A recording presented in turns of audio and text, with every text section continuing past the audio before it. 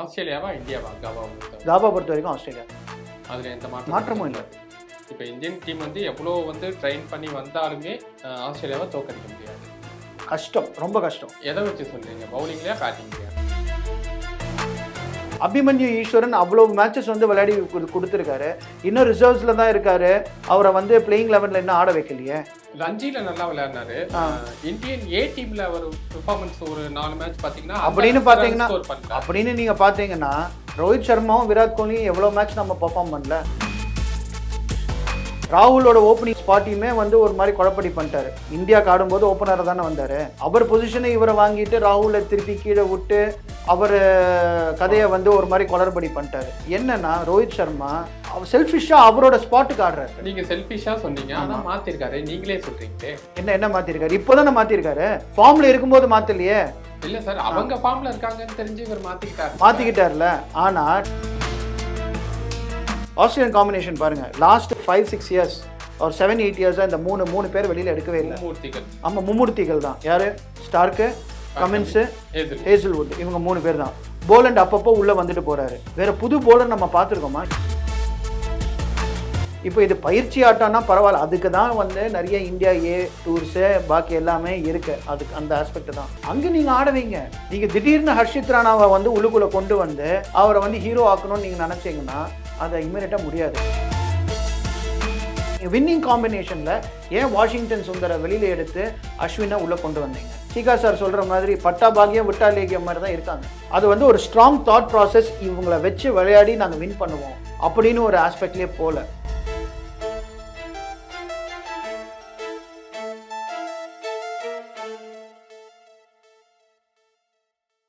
Cricket ஒன்றிய ரசிகர்களுக்கு வணக்கம். Australia versus India border Gavaskar டிராஃபியோட 3வது டெஸ்ட் பிரிஸ்பெயின் கபால நடக்குது. ஸோ இதில் என்ன மாதிரி டீம் காம்பினேஷன் தான் இருக்க போகுதுங்கிறத பற்றி நம்மள்கிட்ட பேசுறதுக்காக கிரிக்கெட் அனலிஸ்ட் விக்னேஷ் சார் நம்ம கூட இருக்காரு. அவர்கிட்ட பேசலாம். சார் வணக்கம். சார் வணக்கம். ஃபர்ஸ்ட் ஆஸ்திரேலியன் ஸ்குவாடை பற்றி பேசிடலாம்னு நினைக்கிறேன். அவங்க வந்து பேர்த்தில் போன அதே பிளேயிங் லெவலில் தான் போகிற மாதிரி இப்போ சொல்லப்பட்டுருக்கு. போலண்டை வந்து ரீப்ளேஸ் பண்ணிட்டு திருப்பி ஹேசல்வுட் உள்ள வராரு. ஹேசல்வுட் 2020 பார்த்தீங்கன்னா ஒரு 5 எடுத்திருக்காரு. அண்ட் தென் பேர்த்தில் வந்து ரொம்ப விக்கெட் எடுத்த பவுலர் அவராக தான் இருந்திருக்காரு. அண்ட் தென் கம்மி ரன்னு கொடுத்த பவுலராகவும் அவர் தான் இருக்காரு. ஸோ இது வந்து எந்த அளவுக்கு அவங்க டீமுக்கு பாசிட்டிவாகவும் இந்தியன் டீமுக்கு நெகட்டிவாகவும் இருக்கும்? அதாவது நான் ஃபார்ம் பார்க்கணும். நம்ம வந்து ரொம்ப முக்கியமாக வந்து ஸ்டாட்டிஸ்டிக்ஸ் எடுக்கலாம். சரிங்களா? இப்போ நீங்கள் ஸ்டாட்டிஸ்டிக்ஸ் எடுத்தீங்கன்னா ரோஹித் சர்மாவையும் விராட் கோலியும் நீங்கள் அவ்வளோ சொல்லுவீங்க. ஃபார்ம் பார்த்தீங்கன்னா இல்லை. சரிங்களா?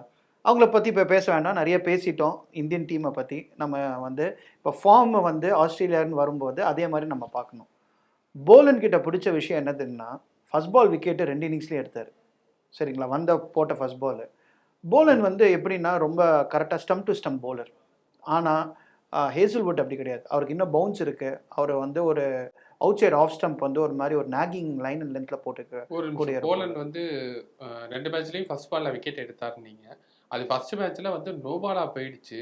அந்த ஸ்டிக்கோமீட்டர் பார்க்கும்போது அது பேட்ல பாலும் படலை, அதையும் பார்க்க முடிஞ்சது. ஆமாம் கரெக்ட். ஸோ பட் ஆனால் நான் எதுக்கு நான் அதை சொல்ல வரேன்னா, அவரோட இன்டென்ட் டு டேக் விக்கெட்ஸ் வந்து இன்னும் அதிகமாக இருக்குது. ஏன்னா ஸ்டம்ப் டு ஸ்டம்ப் போடுறதுனால ஒரு விஷயம் அங்கே இருக்குது. பட் நீங்கள் 2 பேருமே கொஞ்சம் ஸ்லைட்லி டிஃப்ரெண்ட் அப்ரோச். போலன் பார்த்தீங்கன்னாக்க மோர் இன்ஸ்விங் போலர், ஸ்டம்பில் உள்ளே வர போலர், சி மூமெண்ட்டும் அவருக்கு இருக்குது. ஹேசல்வுட் பார்த்தீங்கன்னா ஃபாஸ்ட் போலர், ஹிட்டிங் த டெக், மெக்ராத் மாதிரி இருக்கிற ஒரு போலர், ஒரே லைனில் லென்த்தில் போட்டுக்கிட்டே இருப்பார். அதுதான் வந்து ஹேசல்வுட்டோடது இருக்குது. ஸோ என்னை பொறுத்த வரைக்கும் இந்தியாவுக்கு ஹேசல்வுட்டை விளையாடிடலாம். கொஞ்சம் பொறுமையாக நின்று பாலை விட்டுக்கிட்டே இருந்தாக்க அவரை வந்து பார்த்து விளையாடிடலாம். ஆனால் போலண்ட் வந்து ஒரு அன்னோன் கமாடிட்டியாக லாஸ்ட் மேட்ச் வந்தார். ஹேசல்வுட்டை ப்ரிப்பேர் பண்ணிட்டாங்க, ஸ்டாக்கோட எப்படி விளையாடணும்னு பார்த்துட்டாங்க, கமின்ஸ் எப்படி விளையாடணும்னு பார்த்துட்டாங்க.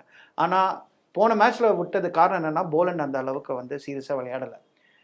அதனால எனக்கு எப்போவுமே நான் என்ன சொல்லுவேன், இந்த மாதிரி இன்னொரு ஒரு ஃப்ரெஷ் பிளேயர், போலண்ட் மாதிரி ஒரு பிளேயரை கொண்டு வந்தீங்கன்னா ஆஸ்திரேலியாவுக்கு அது வந்து இன்னொரு ஒரு பலமாக தான் இருக்கும். இப்போ ஹேசல்வுட்டுக்கு பதிலாக போலண்டே விளையாடி இருக்கலாம். ஆமாம், அதுதான் நான் சொல்ல வரேன்.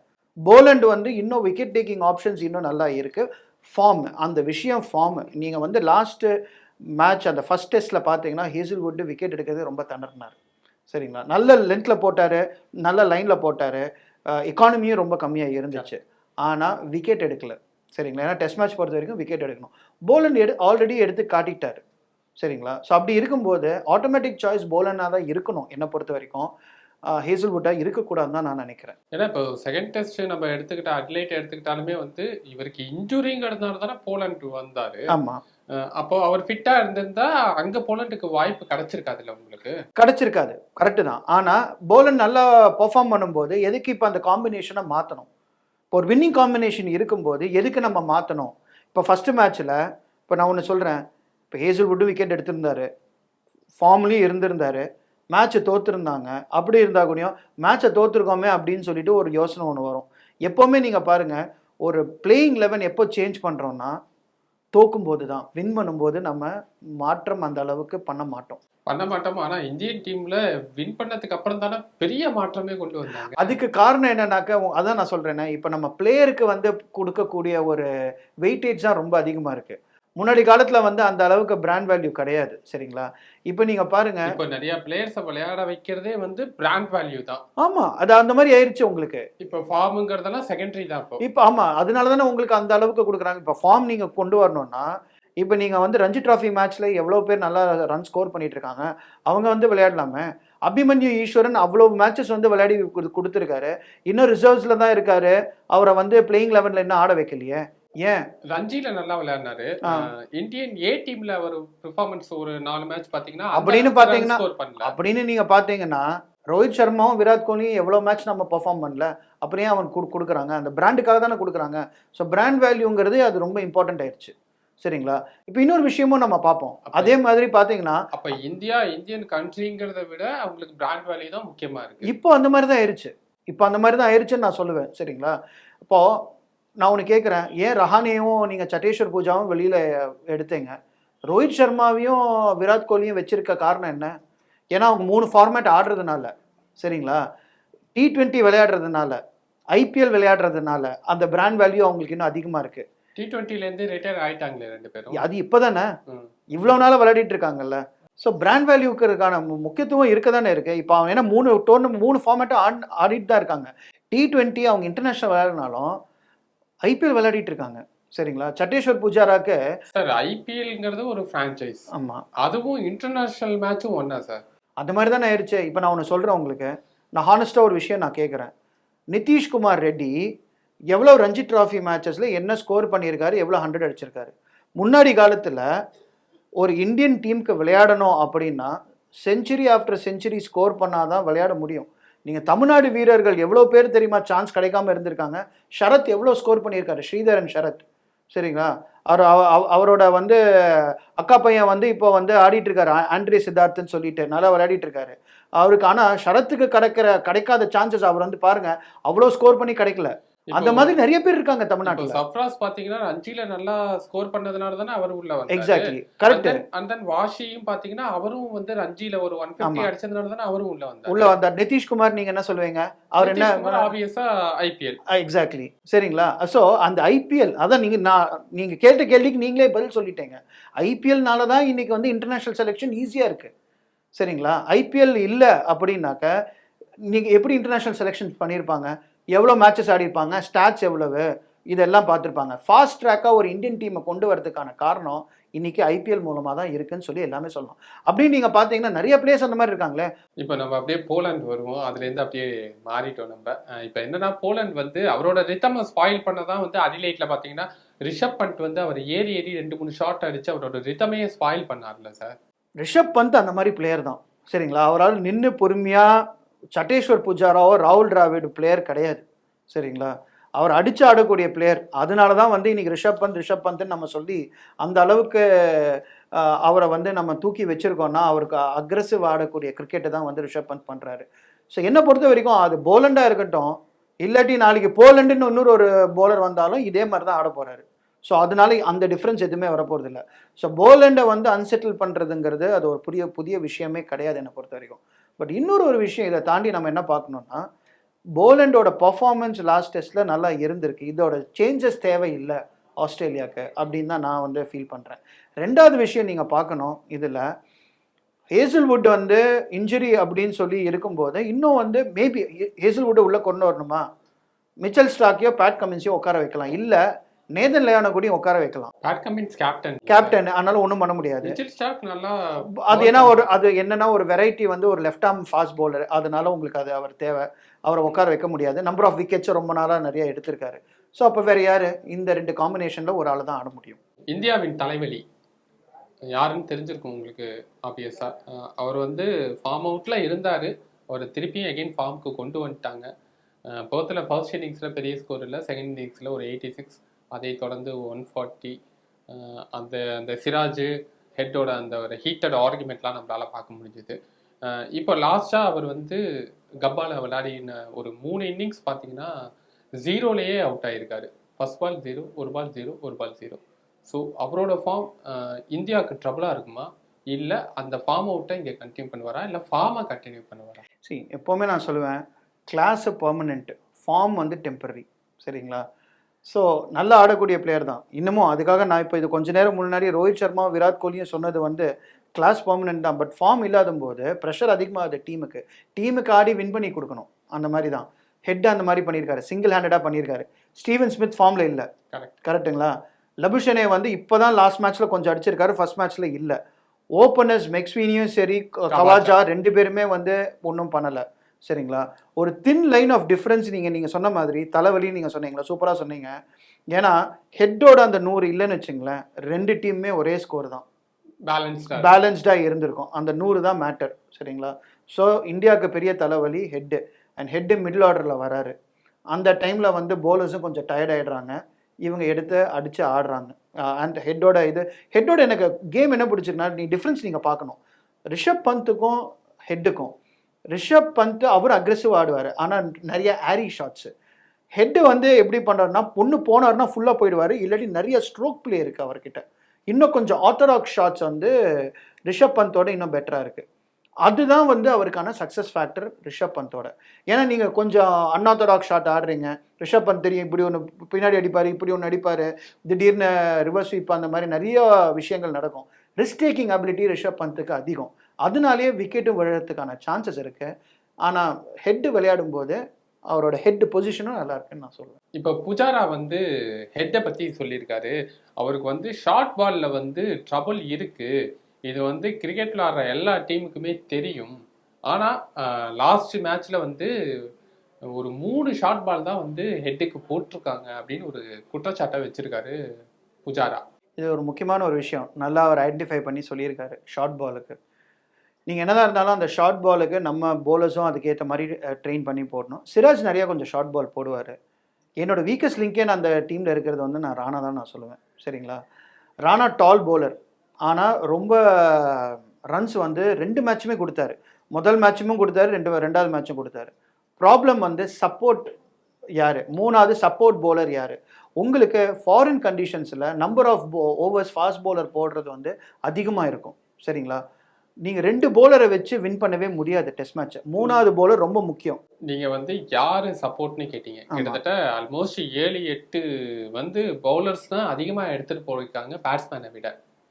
கரெக்டு. ஆனால் சப்போர்ட் போலர்ஸ் வந்து அந்த அளவுக்கு வந்து யாருமே இல்லையா? இப்போ நம்ம வந்து பும்ரா பேசுகிற மாதிரி பும்ரா கூட வேறு யார், சிராஜுங்கிறது ஓரளவுக்கு இதாயிருச்சு. 3rd ஃபாஸ்ட் போலர் இதுவே ஷமி இருந்தார்னா அது வேற நல்ல ஒரு 3. ஆஸ்திரேலியன் காம்பினேஷன் பாருங்கள், நம்ம ஆஸ்திரேலியா பற்றி தான் நிறைய பேசுகிறோம்.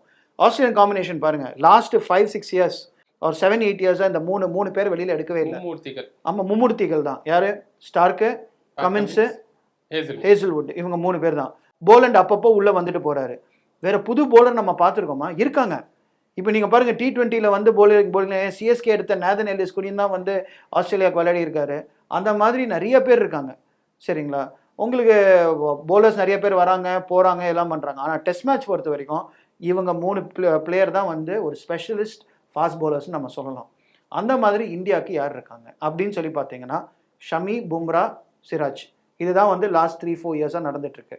இப்போ ஷமி வந்து காயம் இன்ஜுரி. இப்போ ஷமிக்கு போல ஒரு ரீப்ளேஸ்மெண்ட் போலர் யார் உங்களுக்கு தெரியல, ஆனால் அங்கே செலக்ட் பண்ணிட்டாங்க. இப்போ ஒரு ஹேசல்வுட் போனார்னா ஒரு போலண்டுன்னு சொல்லி 4வது போலர் ரிசர்வில் நல்லா போல் பண்ணக்கூடிய போலர் இருக்காங்க. இந்தியாவுக்கு யார் இல்லை. அதான் சார், ஆகாஷ் தீப் எடுத்துட்டு போயிருக்கீங்க, நல்லா பண்ணியிருக்காரு. அப்புறம் ஏன் என்னோட கொஸ்டின் என்னன்னா, ஏன் ஆகாஷ் தீப்பை முன்னாடி ஆட வைக்காம நிதிஷ் ராணாவை ஆட வச்சாங்க? ஏன் அப்படின்னு சொல்லி பார்த்தீங்கன்னாக்கா, இது ஒரே ஒரு ரீசன் என்னதுன்னா, டால் ஃபாஸ்ட் bowler அப்படின்னு சொல்லிட்டு. டாலாக இருக்கிறதுனால அவர் வந்து ஃபாஸ்ட்டாக கொஞ்சம் போடுறதுனால 135 136 போடுறதுனால விக்கெட் எடுக்கணும் அப்படிங்கிற ஒரு கட்டாயம் கிடையாது. சரிங்களா? ஒன்று அப்படி இருந்தாருன்னா அதுக்கேற்ற மாதிரி அவரும் bowling போட்டிருக்கணும். சரிங்களா? 2 பேர் சப்போர்ட் பண்ணிட்டு இருக்கும்போது இவர் 4 to 5 runs per ஓவரில் போயிட்டுருக்காரு. ஏதோ ஃபர்ஸ்ட் இன்னிங்ஸு ஃபர்ஸ்ட் மேட்ச்சு சரிங்களா, பெர்த்தில் ஃபர்ஸ்ட் இன்னிங்ஸ் கொஞ்சம் விக்கெட் ஜூஸியாக இருந்தது, அதனால் 2 விக்கெட் எடுத்தார்.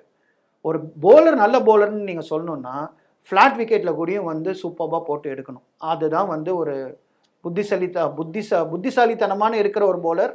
அதுக்கேற்ற மாதிரி அந்த கண்டிஷன்ஸை வந்து பெஸ்ட்டு யூட்டிலைஸ் பண்ணி, அந்த கண்டிஷன் போலருக்கு சாதகமாக இல்லை, அது எப்படி பெஸ்ட் யூட்டிலைஸ் பண்ணி எடுக்கிறோம் அப்படின்னு சொல்லி தான். அவர் வந்து 2 மேட்ச் தான் விளையாடி இருக்காரு.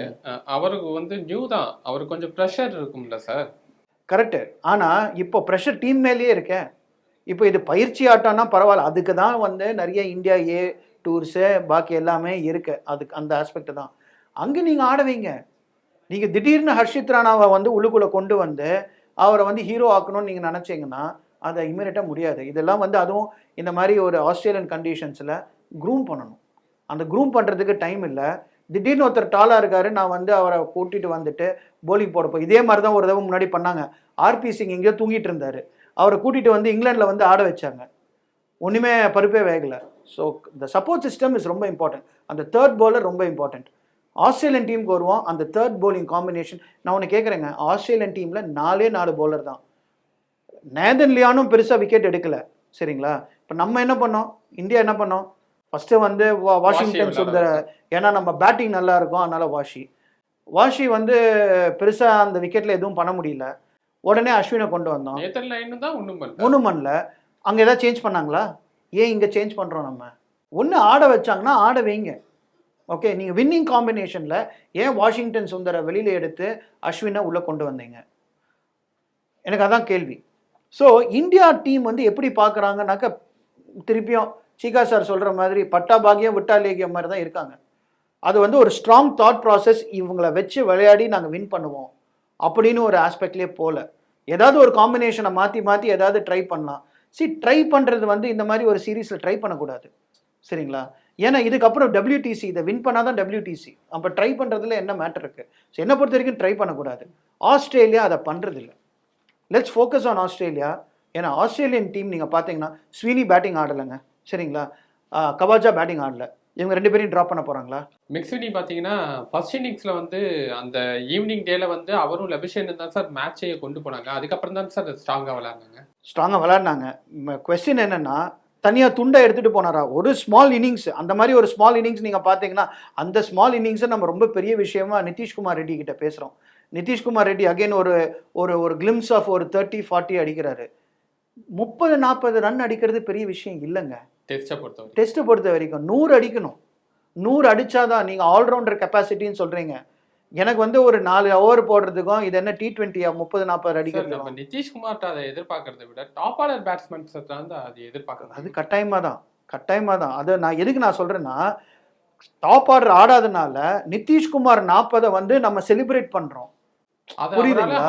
கன்வெர்ட் பண்ண முடியலையே. அதுதான் நான் சொல்ல வரேன். அந்த 40 ரன்னை வந்து நம்ம வந்து பெரிய விஷயமா பார்க்க கூடாதுன்னு நான் சொல்ல வரேன். அதுதான். இது எப்படி தெரியுமா, இப்போ இந்த 4 பன்னி எங்கேயோ கூட்டமா அங்கே ஏதோ ஒன்று ஓடி இருந்துச்சுன்னா, அது ஒரு பன்னி மட்டும் கொஞ்சம் பெருசா இருந்துச்சுன்னா, அது பாடுறா கொஞ்சம் பெரிய பன்னியா இருக்கு அப்படின்னு சொல்லுவாங்களா, அந்த மாதிரி தான் இருக்கு. இதுதான் உண்மை. ஓகே, என்னை பொறுத்த வரைக்கும் பாருங்க, நான் அவரை பத்தி நான் தப்பா சொல்லலை. ஆனா நம்ம செலிப்ரேஷன் 40 ரன்னை பெருசா பேசக்கூடாதுன்னு தான் நான் சொல்ல வரேன். அவரோட மைண்ட் செட் எப்படி இருக்கணும்னா, அதான் நான் முன்னாடி காலத்தில் இருக்கிற கிரிக்கெட்டுக்கு இப்போ இருக்கிற கிரிக்கெட்டுக்கு கான்சென்ட்ரேஷன் இல்லைங்க. சரிங்களா? 2001 நான் வச்சுப்போமா, 2001 ஆஸ்திரேலியா கூட ஹோம் சீரீஸில் மும்பையில் தோற்றோம், கொல்கத்தா டெஸ்ட்டு வின் பண்ணுறோம் நம்ம. சரிங்களா? VVS லக்ஷ்மணும் ராகுல் டிராவிடும் தே ரெஃப்யூஸ் டு பிளிங்க் அப்படிம்பாங்க. கண்ணு சிமிட்டவே வந்து யோசிச்சாங்க அந்த ரெக்கார்ட் பார்ட்னர்ஷிப்பில். அந்த அளவுக்கு அந்த கான்சென்ட்ரேஷன் இப்போ யாருக்கும் இல்லை. இதுதான் உண்மை. இது காரணம் என்னன்னா, முழுக்க ஃப்ரான்ச்சைசி கிரிக்கெட் அண்ட் T20, இதை மறுக்க முடியாது. ஓகே, ஆஸ்திரேலியா பொறுத்த வரைக்கும் அவங்களும் அதே மாதிரி நிறைய மிஸ்டேக்ஸ் பண்ணிட்டு இருக்காங்க. ஆனால் இந்தியாவோட பேட்டிங் இன்னும் புவராக இருக்கு ஆஸ்திரேலியா பேட்டிங்கோட. ஆஸ்திரேலியா பேட்டிங்கை ஒரு 5 மேட்சுக்கு ஒரு மேட்ச் இல்லை 10 மேட்சுக்கு ஒரு மேட்ச் இந்த மாதிரி ஃபெயில் ஆவாங்க. இந்தியா 5 மேட்சுக்கு வந்து ஒரு 3-4 மேட்ச் இப்போ ஃபெயில் ஆகிறாங்க. அதுதான் பெரிய பிரச்சனை. விக்கெட்டும் அந்த மாதிரி இருக்கு. போலிங் விக்கெட்டு நீங்க எப்படி பேட்டிங் ஆடுவீங்க? பேட்டிங் விக்கெட் T20 ஆடி ஆடி கத்துக்கிட்டு போலிங் விக்கெட் வரும்போது டெஸ்ட் மேட்ச் ஆட தெரியல. இப்போ ரிக்கி பாண்டிங் வந்து என்ன சொல்லியிருக்காருன்னா ரோஹித் சர்மா பத்தி சொல்லியிருக்காரு. அவர் இனிமே எழுந்திருச்சு வர்றது கஷ்டம் அப்படிங்கிற மாதிரி ஒரு சொல்லியிருக்காரு. இதை எப்படி பார்க்கறது நம்ம? ஒரு இந்தியன் டீம் கேப்டன், அவர் வந்து ஒரு முன்னாள் கேப்டன், அவர் வந்து ஃபார்ம் அவுட்ல இருக்காரு. ஸோ திரும்ப எப்படி ஃபார்முக்கு வருவார்? அது ரொம்ப கஷ்டமான விஷயம் அப்படின்னு சொல்லியிருக்காரு. ரொம்ப கரெக்ட். ரிக்கி பாண்டிங் சொன்னதில் நான் எந்த மாற்று கருத்தே கிடையாது. சரிங்களா? எவ்வளோ வேணாலும் ரன்ஸ் அடிச்சிருக்கட்டும். ரோஹித் சர்மா டெஸ்ட் மேட்சுக்கு உள்ளே வந்ததே ரொம்ப பிளாசம் ஆனதே ரொம்ப லேட்டராக தான். ஏன்னா மேஜர் பிளேயர்ஸ் எல்லாம் வெளியில் போன அப்புறம் தான் ரோஹித் சர்மாவுக்கு சான்ஸ் கிடச்சிது. ரோஹித் சர்மா T20 உலகக்கோப்பை 2007 நம்ம வின் பண்ணோம்ல, அப்போயே உள்ளே வந்துட்டார். ஆனால் டெஸ்ட் மேட்ச்சை 2014-15 வரைக்கும் அவருக்கு சான்ஸ் கரெக்டாக கிடைக்கல. அதுக்கப்புறமே கிடைக்கல. திடீர்னு ஒரு ஓப்பனிங்கே திருப்பி மிடில் ஆர்டர். இன்னும் பாருங்கள், அவர் கன்ஃபியூஸ்டு ஒரு ஞானியாக தான் இருக்கார். சரிங்களா? அது மட்டும் இல்லை, ராகுலோட ஓப்பனிங் ஸ்பாட்டையுமே வந்து ஒரு மாதிரி குழப்படி பண்ணிட்டாரு. ராகுல் ஓப்பனர் தான், இந்தியாவுக்கு ஆடும்போது ஓப்பனர் தானே வந்தார். அவர் பொசிஷனை இவரை வாங்கிட்டு ராகுலை திருப்பி கீழே விட்டு அவர் கதையை வந்து ஒரு மாதிரி குளறுபடி பண்ணிட்டாரு. என்னன்னா ரோஹித் சர்மா அவர் செல்ஃபிஷாக அவரோட ஸ்பாட்டுக்கு ஆடுறாரு. மற்றவங்களோட ஸ்ட்ரென்த்துக்கு அவர் வந்து இப்போ தான் ஃபஸ்ட்டு டைம் என்ன பண்ணார், கீழே இறங்கி நான் வந்து 2 டவுன் ஆடுறேன் 3 டவுன் ஆடுறேன்னாரு. நீங்க செல்ஃபிஷா சொன்னீங்க, ஆனால் மாற்றிருக்காரு. நீங்களே சொல்றீங்களே என்ன மாற்றிருக்காரு? இப்போ தானே மாற்றிருக்காரு. ஃபார்மில் இருக்கும்போது மாற்றலையே. இல்ல சார், அவங்க ஃபார்ம்ல இருக்காங்கன்னு தெரிஞ்சு இவர் மாற்றிக்கிட்டார்ல. ஆனால் டீம் ஃபார்மில் இல்லையே, அதுதானே நான் சொல்கிறேன். டீம் ஃபார்முங்கிறது அப்போ அவர் மேலே ப்ரெஷர் அதிகமாக இருக்குல்ல. டீம் ஃபார்முங்கிறது வந்து ஃபர்ஸ்ட் மேட்ச் ஜெயிச்சுட்டு கம்ஃபர்ட்டா தானே வந்தாங்க. ஃபர்ஸ்ட் மேட்ச் வந்தாங்க, கொலாஸ் பண்ண வேணாம், தான் வரதுனால அந்த டீமை கொலாஸ் பண்ண கூடாது அப்படிங்கிற மென்டாலிட்டியில தானே. சரி, நீங்க ஒரு மேட்ச் பத்தி பேசுறீங்க. அங்க நடந்தது என்ன? அவர் ஓப்பனரா ஆடினாரு. இப்போ இந்த மேட்ச் இப்போ நான் ஒரு உதாரணத்துக்கு எடுத்துக்கலாம். சரிங்களா? இப்போ எல்லாருக்குமே தெரிஞ்ச ஒரு விஷயம் என்னன்னா, காபா டெஸ்ட் இந்தியா வின் பண்ண போறதில்ல. இதுதான் பேச்சு. என்ன நடக்கும் அப்படின்னு சொல்லி பார்த்தீங்கன்னா, காபா பொறுத்த வரைக்கும் நான் சொல்றேன், டிசம்பர் மாதம் அதுவும் இந்த டைமில் ஆடினா நீங்கள் பார்த்தீங்கன்னாக்கா, ஐ திங்க் கடைசியாக வந்து இந்த முக்கியமாக இன்னொரு ஒரு விஷயம், இந்த டிசம்பர் மாதத்துக்கு முன்னாடி சொல்லிடுறேன். காபால லாஸ்ட்டாக நடந்த டெஸ்ட்டில் வந்து west Indies versus Australia, west Indies win பண்ணியிருக்காங்க. 8 ரன்லையோ 9 ரன்லையோ வின் பண்ணாங்க. ஸ்டார்ட் ஆஃப் தி இயர் ஜானில் பண்ணாங்க. ஜானில் விளையாடுறதுக்கும் டிசம்பரில் விளையாடுறதுக்கும் காபாவில் நிறைய டிஃப்ரென்சஸ் இருக்குது. நவம்பரில் விளையாடுறதுக்கும். ஏன்னா நவம்பர் அண்ட் டிசம்பர் கொஞ்சம் ஏர்லி சம்மர் ஜானோட. சரிங்களா? ஜான்வரி அவங்களுக்கு வெயில் இன்னும் பயங்கரமாக கொளுத்தி எடுக்கும். நம்ம மே மாதம் வெயில் மாதிரி அங்கே. ஆனால் இந்த நவம்பர் டிசம்பர் அந்த அளவுக்கு இல்லை. அதுவும் டிசம்பர் 20க்கு மேலே நீங்கள் போனீங்கன்னாக்கா இன்னும் கொஞ்சம் சம்மர் நல்லா செட் ஆகும். Wicket fresh. ஏன்னா அங்கே வந்து இன்னும் அந்த அளவுக்கு போட்டிகள் விளையாடல, இன்னும் பிக் பேஷ் விளையாடல, அந்த மாதிரி இல்லாதனால உங்களுக்கு ஃப்ரெஷ் பிச்சு தான். அது இந்தியா வந்தாங்கனாலே ஃப்ரெஷ் பிச்சு தான் கொடுப்பாங்க. அப்படி இருக்கும்போது காபா வந்து போலர்ஸோட பேரடைஸாக தான் இருக்கும். ஒரு ஆன் அண்ட் ஆவரேஜ், அதாவது 2019 இல்லை 18க்கு முன்னாடிலாம் பார்த்தீங்கன்னா 300-400 ரன் அடிச்சிட்டு இருந்தாங்க ஃபர்ஸ்ட் இன்னிங்ஸில். இப்போலாம் பார்த்தீங்கன்னா 200-300 ரன் அடிக்கிறதே ஃபர்ஸ்ட் இன்னிங்ஸில் கொஞ்சம் கஷ்டமாக தான் இருக்குது. ஆஸ்திரேலியாவா இந்தியாவா? காபா பொறுத்த வரைக்கும் ஆஸ்திரேலியா தான். அதில் எந்த மாற்றமும் இல்லாது.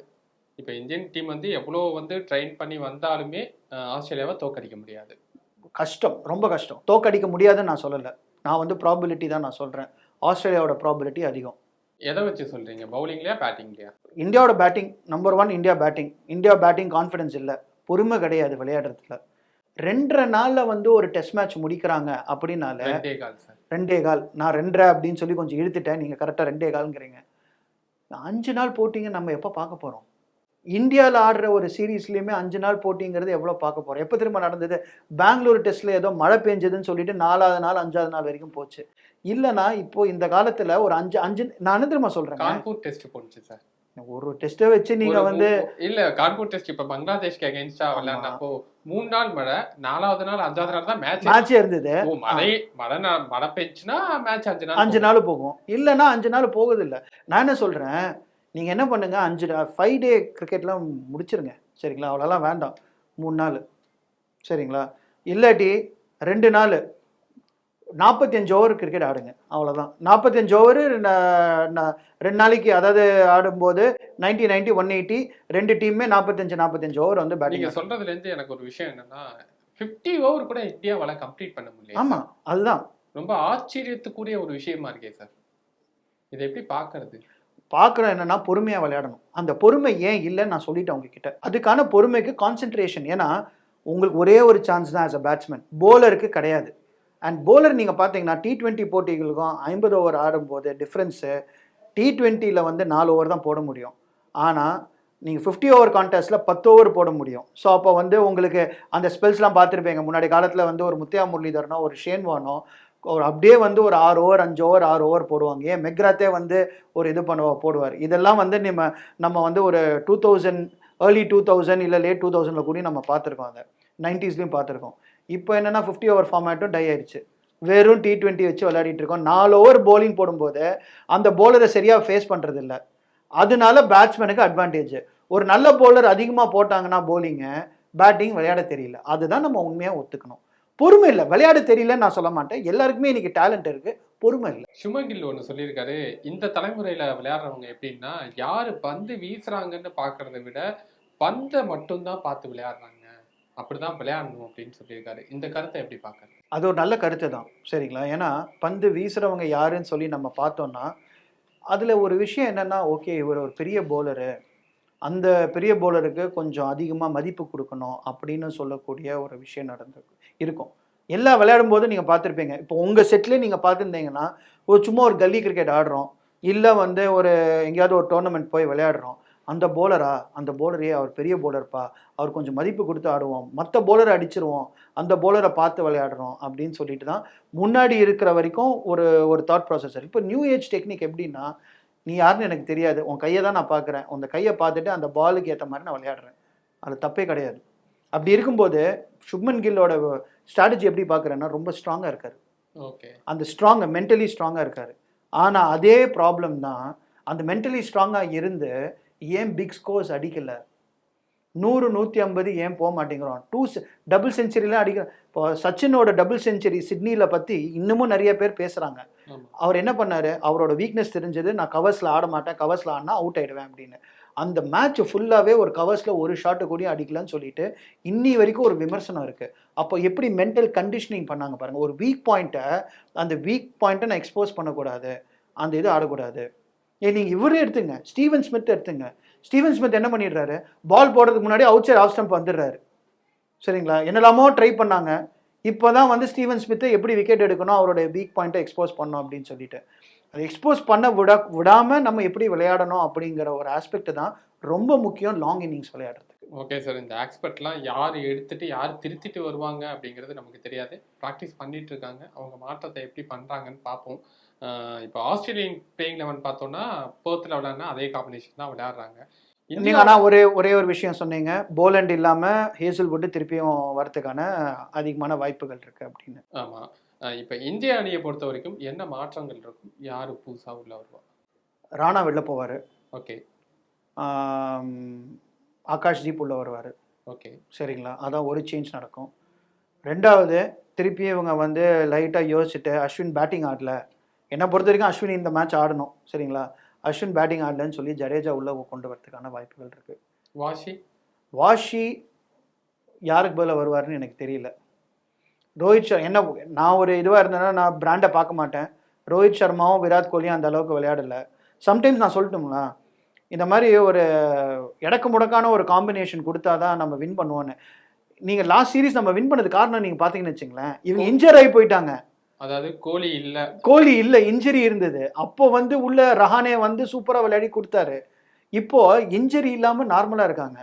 இப்போ இன்ஜர் ஆயிட்டாங்கன்னு வச்சுங்களேன், இன்ஜரி வரணுங்கிறீங்க. ஆமாம், வந்ததுன்னு வச்சுங்களேன் ட்ராப் பண்ணுறதுக்கு ஈஸியாக இருக்கும். இப்போ ட்ராப் பண்ண முடியாமல் சூழ்நிலையில் தான் உட்காந்துருக்காங்க. என்னை பொறுத்த வரைக்கும் ரோஹித் சர்மா விராட் கோலி 2 பேருமே லைபிலிட்டிங்க, சரிங்களா? அதுக்கு பதில் ஒரு அபிமன்யு ஈஸ்வரனையும் இல்லாட்டி வாஷிங்டன் சுந்தரியே வந்து நீங்கள் 2 டவுன் பேட்ஸ்மேனாக ஆக்கலாம். ஏன்னா போன 2020ல் பார்த்தோன்னா இவர் இல்லை, கோலி இல்லை, நடராஜனை கூப்பிட்டு வந்தாங்க, பும்ராவும் இல்லை, வாஷி அப்போ உள்ளே கொண்டு வந்தாங்க, ஷர்துல் தாக்கூர், வாஷிங்டன் சுந்தர், ரிஷப் பண்ட், இவங்க தான் அந்த சீரியஸை வந்து வின் பண்ணியே கொடுத்தாங்க. கண்டிப்பாக சொல்லியே ஆகணும். அந்த மாதிரி ஒரு கலவரம் நடக்கணும்னு நினைக்கிறீங்களா? நாடம் நல்லா இருக்கும். என்னை பொறுத்த வரைக்கும் பாருங்கள், ஒரு இந்தியன் ரசிகராக நான் பார்க்கும்போது எனக்கு இந்த ஆஸ்திரேலியா சீரீஸை வின் பண்ணணும், அதுதான் வந்து ஒரு ஜாய். அந்த லாஸ்ட் டைம் வின் பண்ணும்போது எவ்வளோ ஒரு சந்தோஷம் இருந்தது. எவ்வளோ பேர் அதை பார்த்தாங்க. நீங்கள் ஐபிஎல் விடுங்க, இந்தியாவில் ஒரு சீரீஸில் வின் பண்ணுறது விடுங்க, ஈவன் வந்து வேர்ல்ட் கப்புக்கு ஏற்ற மாதிரி ஒரு விக்ட்ரின்னு சொல்லி நீங்கள் பார்த்தீங்கன்னா ஆஸ்திரேலியாவில் போய் டெஸ்ட் சீரீஸ் வின் பண்ணாதான் அதுக்கு ஏற்ற மாதிரியான ஒரு விக்ட்ரி. அந்த செலிப்ரேஷன் வந்து வேறு எந்த ஹோம் சீரீஸ்லையும் கிடையாது. வேறு எந்த இந்தியா பாகிஸ்தானோட ஈக்குவல் ஒரு வேர்ல்ட் கப் மேட்ச் ஓட ஈக்குவல்னு சொல்லி பார்த்தீங்கன்னா இந்தியா ஆஸ்திரேலியா இன் ஆஸ்திரேலியா அதை வின் பண்ணணுங்க. அதுக்கு எந்த டீம் போனோம், இவங்க 2 பேர் இல்லாமல் கூட வின் பண்ண முடியுங்கிறத நீங்கள் நாளைக்கு மக்கள்கிட்ட நீங்கள் சொல்லணும். ஏன்னா ஸ்ட்ரகிள் பண்ணது இன்ஜுரியில் ஸ்ட்ரகிள் பண்ணுற மாதிரி நம்ம பார்த்தது வந்து லாஸ்ட் மேட்ச்சில் பார்த்தா பும்ராவை தான் நம்ம வந்து ஸ்ட்ரகிள் பண்ணி பார்த்தோம். ஸோ இந்த இன்ஜுரி வந்து அவருக்கு வராமல் இருக்கணும் அப்படிங்கிறது கரெக்ட். அது நீங்கள் சொன்னீங்க தெரியுமா, அது ரொம்ப, ஏன்னா பும்ரா தவிர வேறு யாருமே இல்லை. பும்ரா தான் போலிங் போடணும், அவர் தான் வந்து காப்பாற்றி கொடுக்கணும், கேப்டனாகவும் அவர் தான் ஃபஸ்ட் மேட்ச் வந்து விளையாடி கொடுத்து எல்லாம் பண்ணார். ஸோ அதனால் பும்ராவோட ரிக்குவயர்மெண்ட் நமக்கு வேணும், வேறு எந்த இதுவும் கிடையாது. ஸோ பும்ரா இன்ஜுரி ஆகக்கூடாது, பாக்கி எல்லாரும் இன்ஜுரி ஆனால் பரவாயில்ல, அது ஒரு பிளெஸ்ஸிங் இன் டிஸ்கைஸ்ன்னு சொல்லுவோம்ல, அந்த மாதிரி ஒரு பிளெஸ்ஸிங் நமக்கு. வேற ஒரு புது வீரரை உள்ள கொண்டு வந்து, ஏன்னா அவரோட இடத்த பிடிக்கணும்ல, அதுக்காக அவர் உயிரை கொடுத்து விளையாடுவார். அதை தான் நான் சொல்ல வரேன். பார்ப்போம் சார், என்ன நடக்குதுன்னு தெரியாது. நீங்க ஒரு ஸ்ட்ராட்டஜி சொல்றீங்க, அந்த ஸ்ட்ராட்டஜி எப்படி ஒர்க் ஆகும்? நான் கடைசியாக ஒரே ஒரு கருத்தை மட்டும் பதிவு பண்ணிக்கிறேன். காபா பொறுத்த வரைக்கும் நம்ம பர்த்துக்கு ஏற்ற மாதிரி உங்களுக்கு பவுன்ஸ் இருக்கும், சரிங்களா? சிட்னியோட பவுன்ஸ் அதிகம், ஃப்ரெஷ் விக்கெட்டு. என்னை பொறுத்த வரைக்கும் லாங் இன்னிங்ஸு 400 ரன்லாம் போகாது, 250 தான் வந்து வரும். அந்த 250 வந்து நீங்கள் 300க்கு ஸ்ட்ரெச் பண்ணீங்கன்னா வெரி குட் ஸ்கோர் இன் காபான்னு நான் சொல்லுவேன். நீங்கள் 250 சொல்கிறீங்க, 100 150க்கு ஆல் அவுட் ஆகாமல் இருந்தாலே பெரிய விஷயம். பாருங்கள், நீங்களே இதை வந்து சொல்லிட்டீங்க, சரிங்களா? 100 150ன்னு 250 தான் மினிமம் ஃபஸ்ட்டு வந்து மைண்ட் செட்டில் போனாக்க ஆட்டோமேட்டிக்காக 300 அடிக்கலாம். பார்க்கலாம் சார், என்ன நடக்கும்னு வெயிட் பண்ணி பார்க்கலாம். எவ்வளோ ஸ்கோர் அடிக்கிறாங்க, வெற்றிக்காக எந்த அளவுக்கு இந்திய அணி போராடுறாங்க அப்படிங்கிறத வெயிட் பண்ணி பார்க்கலாம். இவ்வளோ நேரம் உங்கள் கருத்துக்களை பகிர்ந்துக்கிறதுக்கு ரொம்ப நன்றி. நன்றி.